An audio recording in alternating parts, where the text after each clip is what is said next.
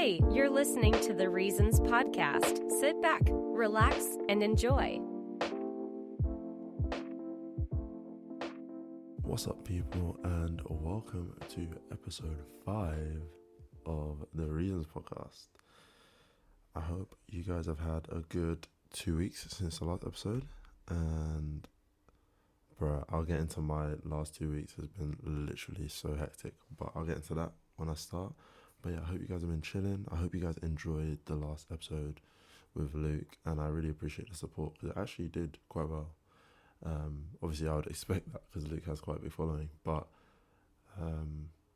yeah, there were some people that told me they listened to it and like quite enjoyed it, which was really cool because yeah, that's literally, like I said like I have said in all the episodes so far, it's literally why I do it, for people to enjoy it, for people to get stuff from it. But enough of all of that. Like I said, I say it every episode, but yeah, since the last episode, a lot has happened. The last episode was recorded while I was back home in Norwich, enjoying what was the end of my summer. And funnily enough, today was literally my first day, I guess, of being back at uni. Or of like classes, because I've been here for like a week and I've had some like events that I'll get into for like the last few days. But today was the first time I was back in a seminar classroom. And oh my goodness, guys, I might have made a mistake.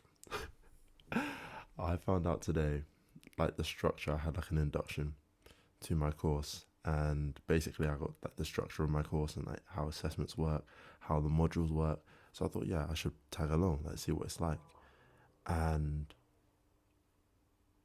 bear in mind, last year my dissertation was between 5,000 and 7,000 words.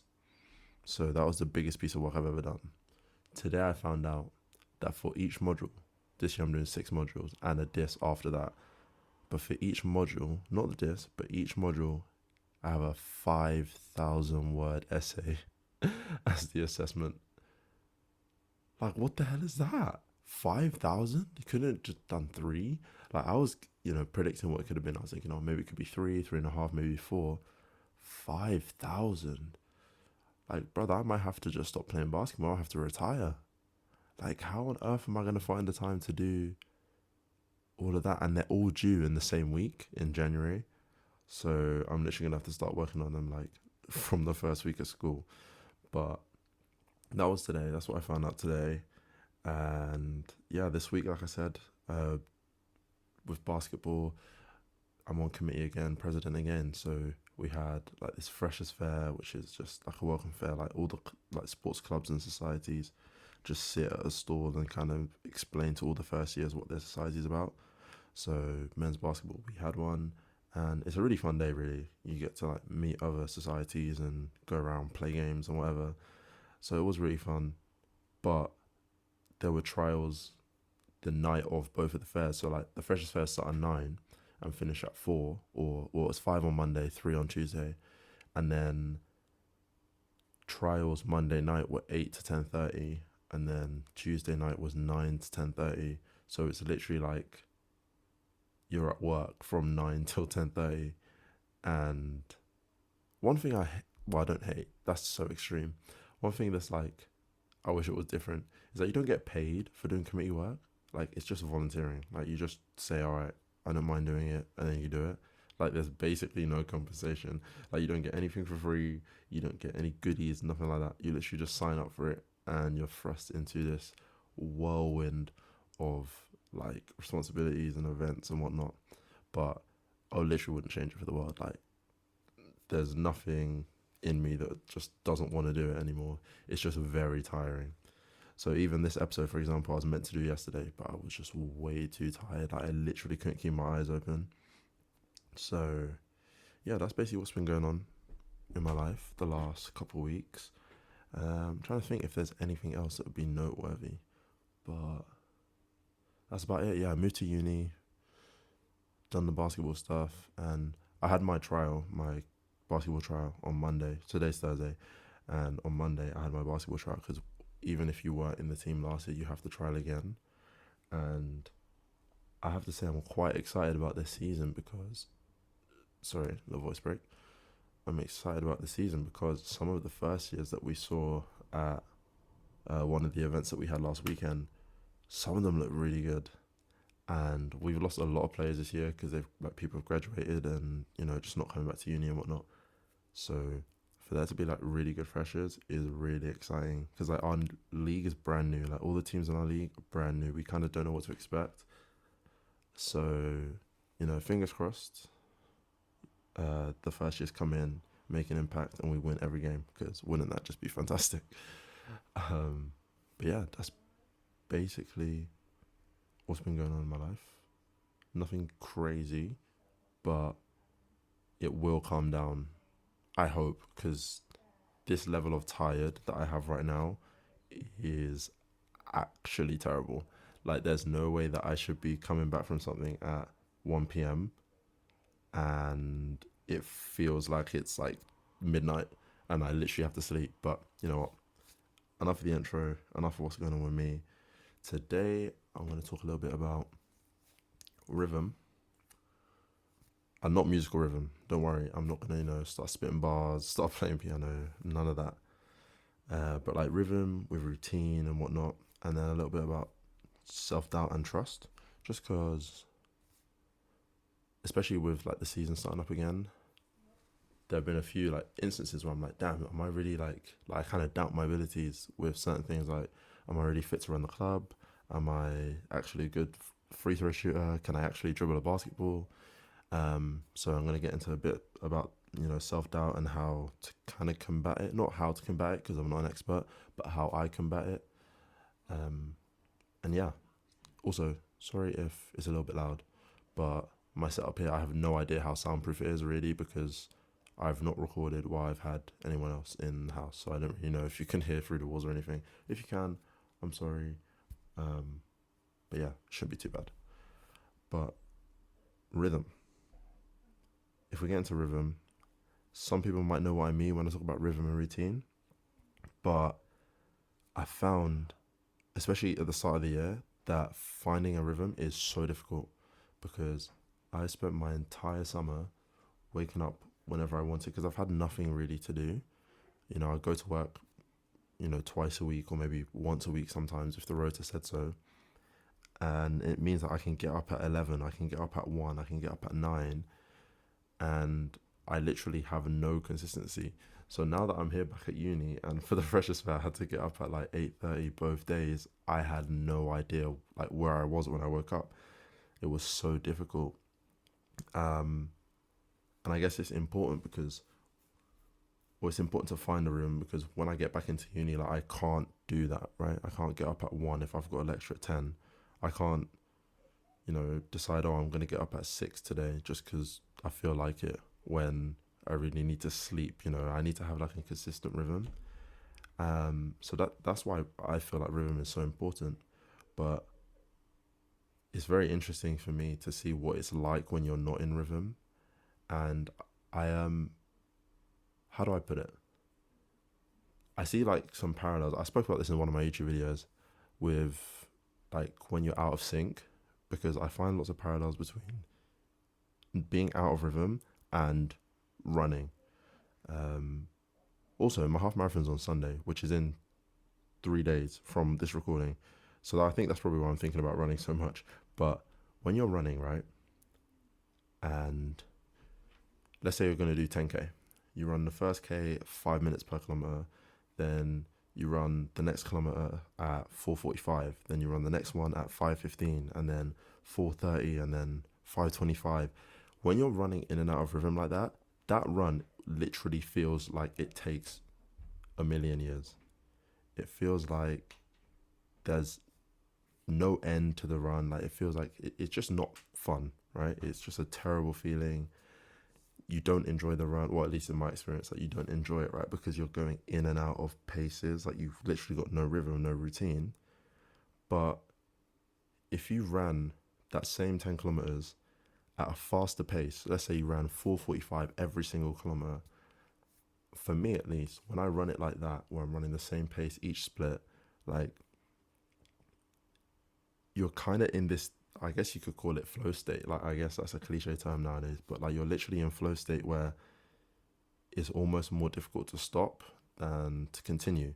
So the parallel that I kind of see with running and, you know, having a routine is that when I was like in exam season last year, getting up at like 8:30 or 9 was easy. Like it would be more difficult for me to sleep in than to just get up on time, if that makes sense. So, you know, like I said, it's kind of interesting for me to see the parallels between, or the differences, sorry, between being in rhythm and out of rhythm with running. Because right now I'm so out of rhythm. This feels like I've set off for a 5K and I've run 3:55 my first kilometer, and I've got, oh my goodness me, I can't run 3:55. Then I run the next one at 5 minutes per, you know, because, you know, I've tried to get up at 8. Oh, I can't do it. So the next day I get up at 12, you know. So it's like these ebbs and flows is like so difficult to actually get anything done. Because even though I do get up at 8, like I did for the Freshers' Fair or whatnot, like I can't do it. Like I'm not used to it. So it's very important for me to get back into rhythm as soon as possible, because uni is starting, you know. And I guess for any of you listening, like if you're not in rhythm right now, I guess the easiest thing that you can do is think about a time where you were in rhythm, right? Because there have been tons of times where you've been out of rhythm, but you've always been able to find it again. So I guess that's what I'm trying to like stress here is that, yeah, I'm out of rhythm, and it kind of ties into what I'm going to talk about in a little bit with trust.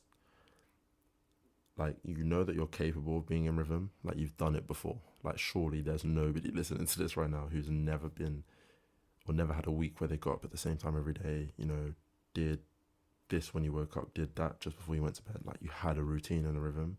So you kind of just got to trust that you're going to be able to find it again, right? Like, not in a arrogant-y kind of way, but like I've got no worries that I'm going to be able to find a rhythm. Like, yeah, right now I'm literally as far outside of a rhythm as possible, but I've got no like doubt in my mind I'm going to find it eventually. So like if you're in that same position where you've got no rhythm, like you've got no idea what you're doing day to day, you kind of just have to trust that eventually you're going to find it, because you have before, and you need to actually do stuff day to day. But yeah, that's a little bit on how I've been literally just up and down every day. And like kind of what happens when you're in that state, when you know you're out of rhythm, and then kind of what happens when you are in rhythm, in that flowish kind of state. But onto the, you know, the chunky, juicy bit of today's podcast, or this week's podcast.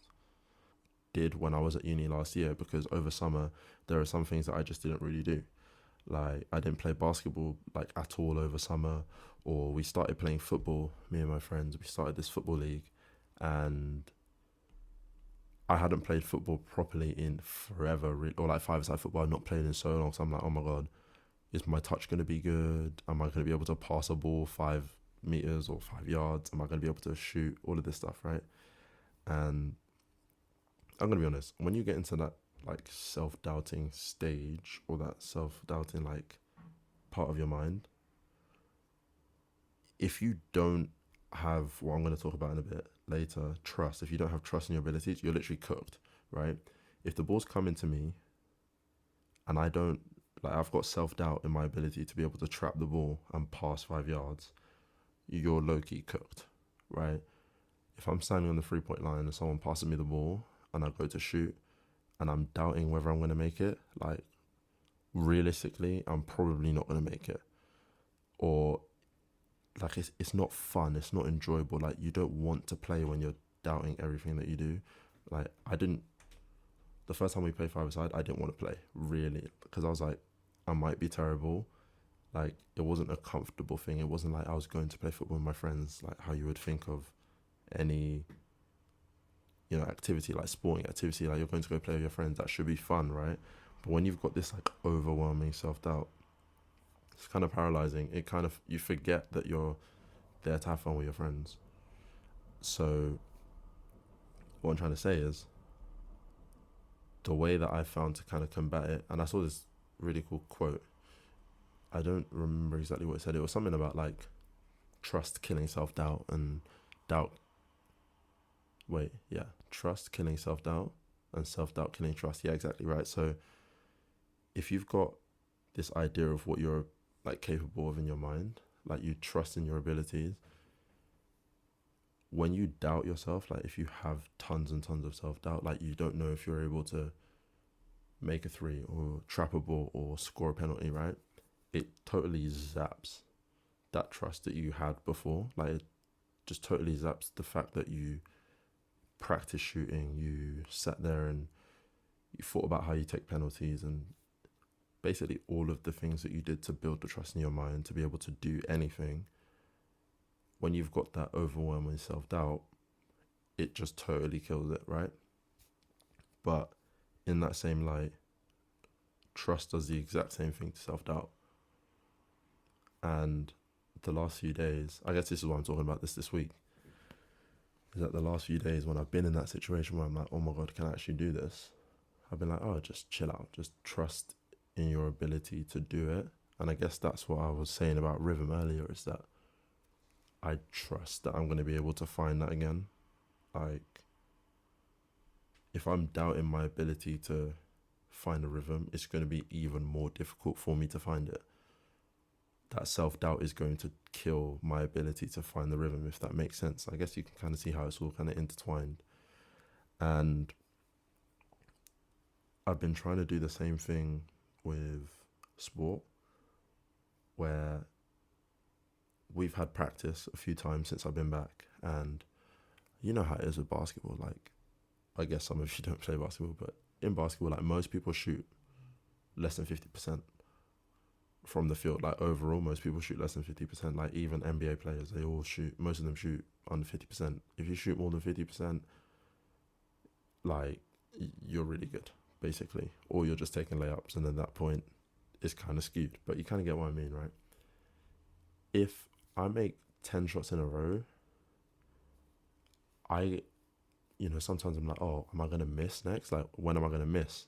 Do you know what I mean? Like, you get to this point where you're doubting the fact that you're actually able to make 10 in a row. Like, I was there shoot. There was a day, right?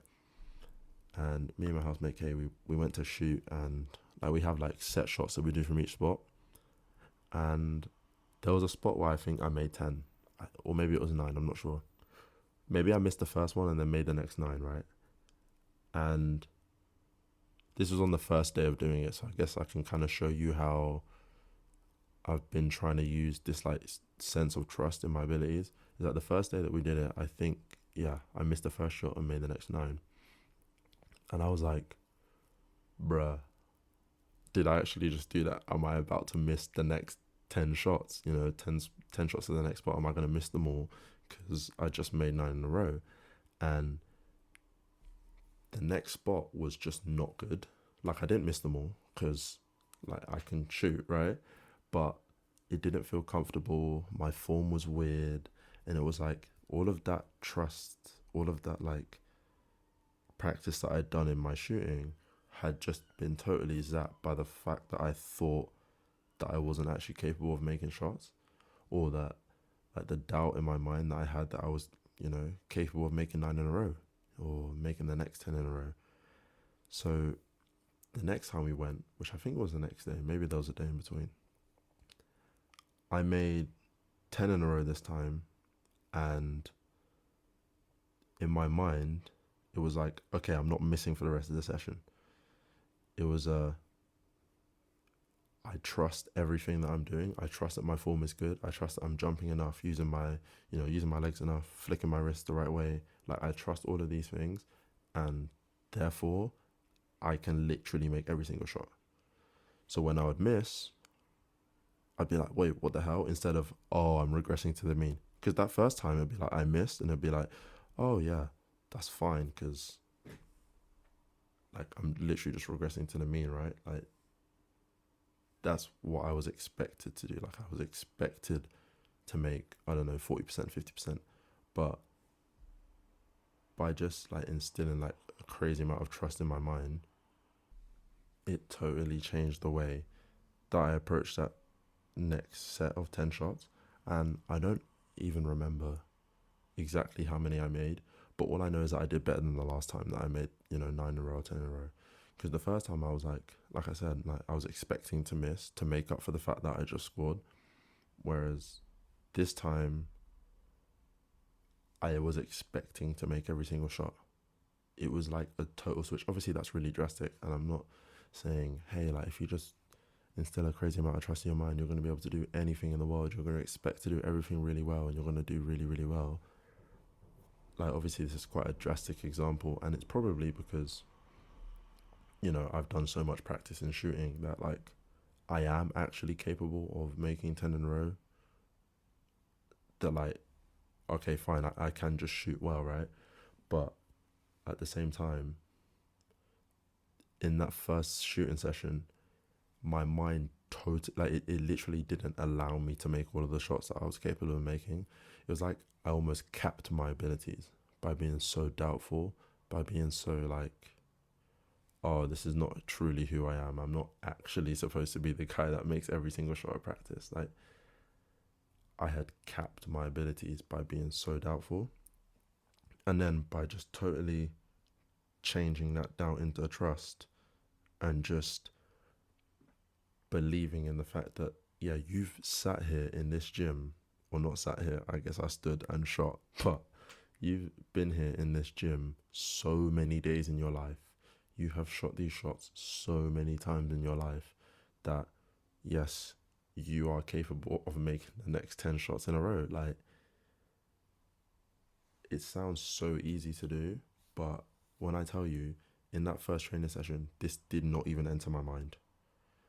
Like this, oh, just trust yourself. It did not even enter my mind for 1 second.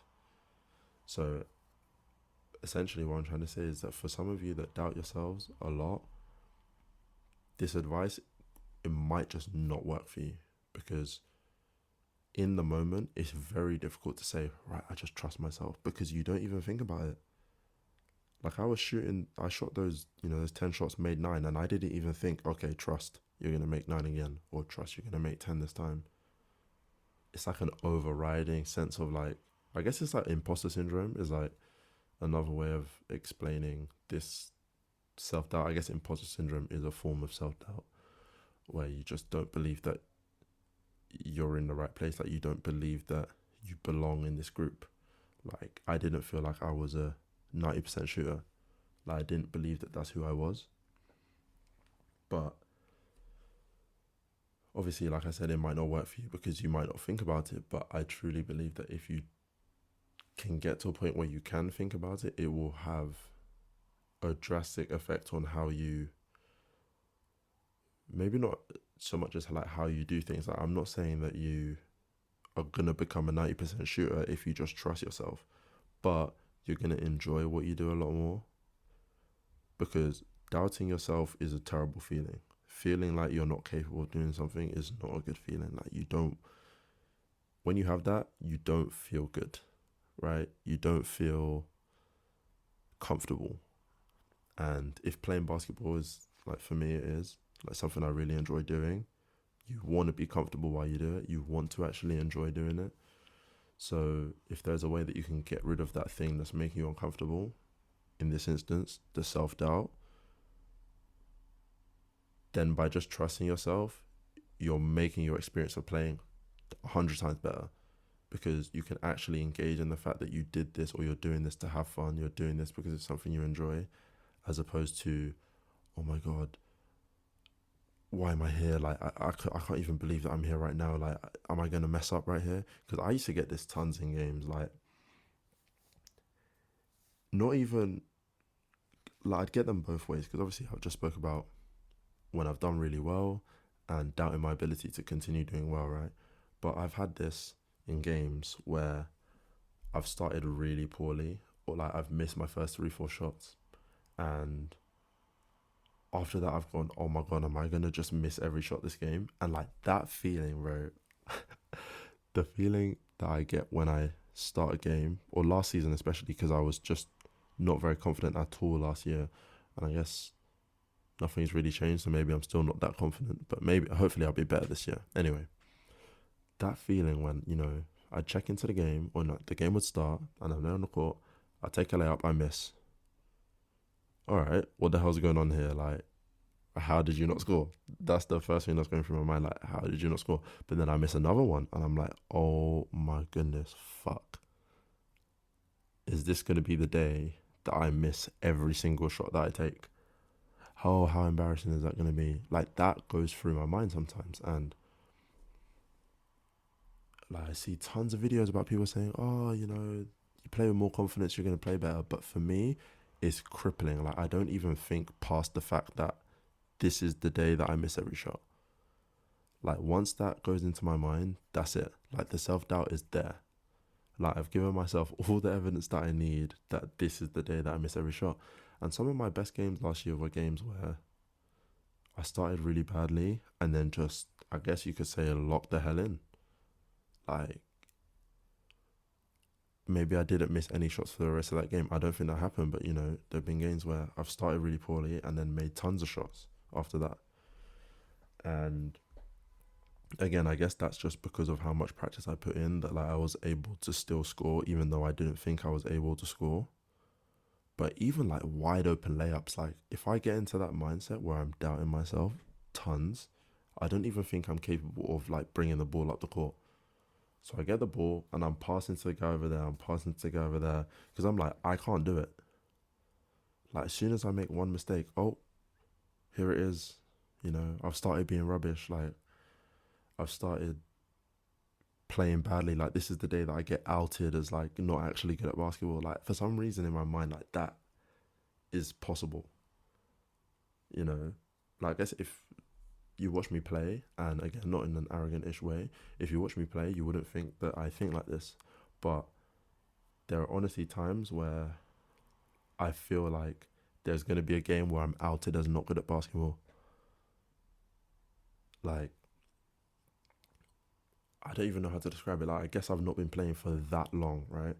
Where I'll be on the court with people who played basketball for like 15 years, and I've been playing for like 4 years total, maybe 5 years total. So I'm like, I guess it's a form of imposter syndrome. Like, I actually shouldn't be here right now. Like, this court should be full of people who play for 15 years. Like, not he's played for 13, he's played for 15, he's played for 12, and then I'm just there with 5 years experience. Like, today has to be the day that I get outed, right? Like, surely I can't get away with being like a proverbial rookie here with all of these guys who've played for forever and still play good. But I guess what helps me sometimes, and it is sometimes because it doesn't happen that often, because especially last year, like I said, I was quite unconfident. I think that's the word. It's not inconfident. It must be unconfident. If you like, whenever I go, yeah, I'm like that, or yeah, I deserve to be here, or give me the ball, I'm gonna score. I guess it's very easy to say, it's very cliche, but like when you are that confident and you truly believe you're gonna score, you often play better, right? You often do better and you often enjoy yourself more. So I guess you can kind of get the gist of what I'm trying to say, because even for me, like I've explained, I've had it where I've done really well. Oh my God, surely I'm not going to continue doing this well. But then I also get it the other way where I'm doing a bit rubbish. Oh, this is just how it's supposed to be. Like I'm supposed to be rubbish, right? Like I'm really not actually very good. And it's not just basketball. You can get it in tons of things. Like you can get it with uni work where you try really hard on a paper, I should say. You try really hard on a paper and it gets marked poorly. And you're like, maybe this is just my level. Maybe this is just how good I am. Maybe I'm not actually smart. Maybe I don't understand what I just learned. And you get this like self-doubt. But I guess what I'm trying to say, or what I have been saying, not even what I'm trying to say, what I literally have been saying this entire episode basically, is that if you can trust yourself, like trust in your abilities and trust in the things that you've seen yourself do, like when you get an 85 on a piece of work, don't go, oh, I got lucky. Think, yes, I literally did that. I mean, unless you're using ChatGPT. Like if you're using ChatGPT, then I'll be so real. You got so lucky because like you could have asked ChatGPT to ask you something else. You could have put one different word in like what you asked it for, and you'd have like 20 points different. Like you did kind of get lucky. So if you get 85 and you just solo ChatGPT'd it, then probably doesn't work for you. But like if you put work in and you got 85, look at it and say, yeah, I did that, right? I did that piece of work. Trust in your ability to do it again. Because at the end of the day, you did it, right? You might not do it often, but you still did it. Like you're still capable of producing good things. Like when I make a three, like next time I shoot a three, think about the time you just scored a three. Like think about all the training that you did, that time that you made 10 threes in a row, that time that you made 15 in a row. Like you still did it. Like you are actually capable of doing it. And I guess if you can get it in your mind that trust is there, then when you get that crippling self-doubt, you're not cooked. Like me in the fourth quarter, or when we're up by like 2 points and they start pressing me and I turn the ball over and then I think I can't dribble anymore and then I turn the ball over and then I try and dribble again and then I turn the ball, because I literally just feel like I can't do it anymore. If I could like sit down, like there's a timeout and I sit down and I'm like, yeah, you've done it before, you've been pressed in the backcourt, you've seen an opening and you've taken it. Instead of this, like, I can't even explain it to you guys, right? There are times when I'm there on the court, and I guess basketball is just the easiest form of like experience I could give you to explain what I'm talking about, because like I do it the most while I'm, it's just the thing I play the most, it's the thing I do the most, right? When people ask me like, oh, did you see me on the sideline? I'm like, bro, I didn't see anything. Like when I get into that self-doubt mindset, right, I literally cannot see anything. All of my read and react goes. Like in practice, if there's an opening for me to take, like if someone's showing me left or I attack their top foot, or there's an opportunity for me to do like a Euro step or a spin move, right, I can see it. Or if someone goes under the screen and I'm wide open for three, I can see it, right? When I hit this self-doubt bit of my mind where I'm just like, I'm actually not good at anything or I can't do anything, I literally can't see. So I'll come off a screen and he's gone underneath and I can't see it, so I can't make a decision. And if I could get to a point where it's a timeout and I go, bro, you're doubting yourself, but remember that time in practice where you read the screen right. Remember that time in practice where you read the you read the guy on offense's eyes and you tipped the pass and you went on a fast break, right? If you can get to that point where you can help your trust kill your self-doubt, then anything that you've shown yourself that you're good at, I'm not saying that you're just going to be good at anything, right? This is not a, hey, trust yourself, you're going to be good at anything. Because if I went out and said, oh, I'm really good at abseiling, bro, if I got on the rocks right now, I'd die. Like, I would just die, bro. You can't just trust yourself and be good at anything. But anything that you've shown yourself that you're good at, anything that you've shown yourself to be, like, competent at and, like, able to do, if you trust that was you and trust your ability to replicate and do it again, then you can literally be good at any of those things. Like, if I can go into a game and trust the fact that the day before I went to shoot around and I made 100 out of 150 threes, so I go into the game and I truly believe that I can make every shot, I'm probably going to play better, right? It's not foolproof. There was a day, funnily enough, there was a game where the morning of the game, I went to shoot around because it was a big game, the semi-final. I've probably spoken about this game on here before. And I remember I was literally, on my life, I was shooting around and I was making like 70% of my threes. Like I was shooting lights out. I got into the game and I was like 1 of 9. Bro, how does that even happen?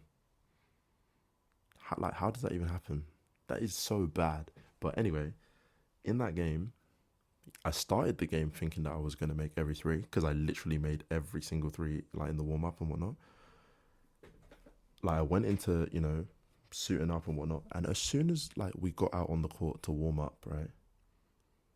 And we have this drill where we all are like shooting, like we're doing different kind of shots, bank shots, mid-range shots.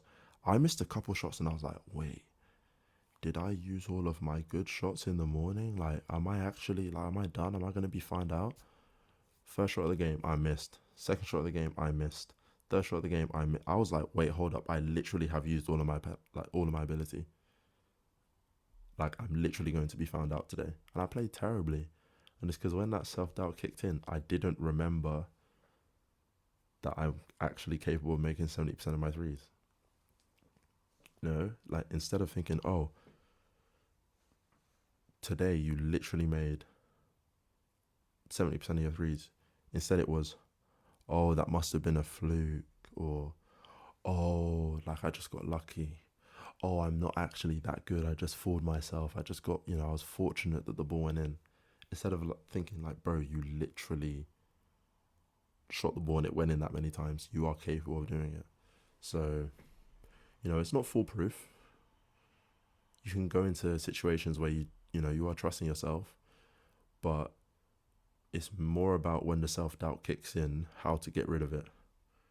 Because it's very easy, I guess, to trust yourself when you're just doing really well and you go into another situation, you've just done something really well and you go into another situation which is identical. So like I shot really well in that morning before the game, and then I go into a situation that's identical, a basketball game, and yeah, I trust myself because I just shot lights out. But then you miss one shot and the self-doubt creeps in. Then what do? That's the turning point. Because if I'd missed one shot and been like, oh, it doesn't matter, like, the really good basketball players do, like Steph Curry probably doesn't care if he misses, right? He just on to the next. He still knows he's probably going to make the next, or he's capable of making the next. That's the turning point, that's where things pivot. Because if I had said, oh, it's fine, you just missed one shot, you're still capable of making the next one because you warmed up today, or you've warmed up your whole life at uni and been making these shots, like you can still make the next one, then I probably wouldn't have played as bad. But because at that turning point I was like, oh no, oh shit, bro, I might be finished here. Like I might not want to play anymore. I might be cooked. Like if that's what you do at that turning point, then it's tough. You find yourself 40 minutes running around and you literally don't see anything. You are so uncomfortable, or like in my situation, I was so uncomfortable that I don't even remember people. Like when I think about that game, I don't remember anyone on the sidelines. I don't remember our coach telling me anything. I don't remember anything other than the fact that I thought I was not capable of doing anything in the game. So, I'm still a work in progress. I've not been able to put this into practice in a basketball game yet because we haven't had any games, but I've put it into practice in other places. Like, when I was shooting around my housemate, put it into practice and it seemed to work for me. I killed the self-doubt at that turning point. It wasn't you shot 9 out of 10 because you got lucky. It was, yeah, you can do that. Go do it again, And, even with my running, there are some times where I'll run the first kilometer and I'm like, wait, why am I so tired? Is today the day that I realize I'm not good at running and I'm going to not be able to finish the run? The last few times I've gone out, I've been like, look, yeah, you're hurting right now, but you're capable of finishing the run. So just relax. Just trust yourself. Trust that you're going to be able to finish the run. Trust that, all of the practice that you've done for this race, even if at 1.5 kilometers you feel like you've run 20 kilometers, you just need to relax. You just need to trust that your body's going to reset. Trust that your legs are going to feel fine. You're going to get control of your breathing. Even with like the rhythm I was talking about at the start of the podcast, right? Yeah, I'm as far out of rhythm as you could possibly be right now, bro. Like I am so far out of rhythm. I'm sitting on my phone for like 4 hours watching absolute nothing. I don't even know what I'm watching. But I'm trusting that eventually I'm going to find a rhythm. Eventually I'm going to check back into that place that I was in last year or the year before. And you just have to relax. I guess what I can say is that you just have to chill out and remember the good that you've done, and that it's not that far away. Like, it's not out of reach. Me going into the first game of the season and shooting 15 of 15 is not that far out of reach. It might be unlikely, but it's not that far out of reach because I've shot a lot, I've practiced a lot. Me being able to run point and being able to dribble the ball, it's not that far out of reach. Yeah, I might turn the ball over a lot. Yeah, I might get, flustered when someone presses me in the backcourt, but I've done it before. Like, I've been able to get that situation before. I'm not that far away from being able to do it. So when that self-doubt creeps in, like, oh yeah, but like you're not actually that good, or maybe you just got lucky that time that just tell the self-doubt to fuck off. Tell the self-doubt, look, I've got something for you, and just slap it in the face with trust. Trust that time that you did it wasn't a fluke. That time that you did it was something that you can replicate. And I truly believe that if you guys can do that, and if I can do that this year, and going forward, then all of those things that I enjoy doing and I've done well before, like, you're going to do them much better, and you're going to enjoy yourself, which for me is the main thing. I don't want that feeling of I can't see anything on the court, because bro, it's hell. The ball gets inbounded to you and it literally is like the whole world's on fire. Like, you can't see anything. But anyway, enough of that. I hope you guys got what I was, trying to get at with this entire, self-doubt, trust and rhythm kind of thing. Because I guess right now, like, the recency bias for me is like one of the biggest things going on. But I guess like the more that you can like implement in your life, like I said, the more you're going to enjoy the things that you do. But yeah, I hope you guys enjoyed. This was the first time me recording, right, with people literally next door. Like, my housemate's literally next door. So for me, it was kind of like nerve-wracking, because normally when I record, it's literally just me, and I can't, like, nobody else isn't nearby. So I don't really have to worry about like, oh, who can hear this or who can hear that. Like, I don't know if, like I said at the start, I don't know how thick the walls are or whatever, but like, for me, it's still nerve-wracking because I'm not the best with like public speaking and whatnot. But I hope everything was cool, and yeah, I hope the walls and whatnot, like, you couldn't hear too much stuff from outside or anything. But if it is, let me know and I'll fix it for next time. But yeah, I hope you enjoyed this episode. I hope you got tons from it, and I will see you on the next one. Peace.